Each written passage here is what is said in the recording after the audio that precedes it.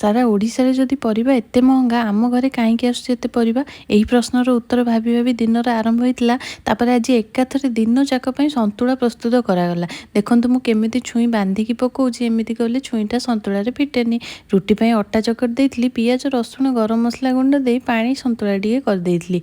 अरे क्षीरटा कोन छिड़ी गला हौ कोन करबा क्षीर छिड़ी गला बडी कोन फोपाड़ देबा कि छेना करी खाई दबा ना। छचिंद्रा बजार रोषे अभियान शेष होला। ब्रेकफास्ट संतुला रोटी छेना को खाई देइथिली। लंच रे पुणी आज सेही संतुला को भात एबे खाली घरे चलछि हमर परिवार माड।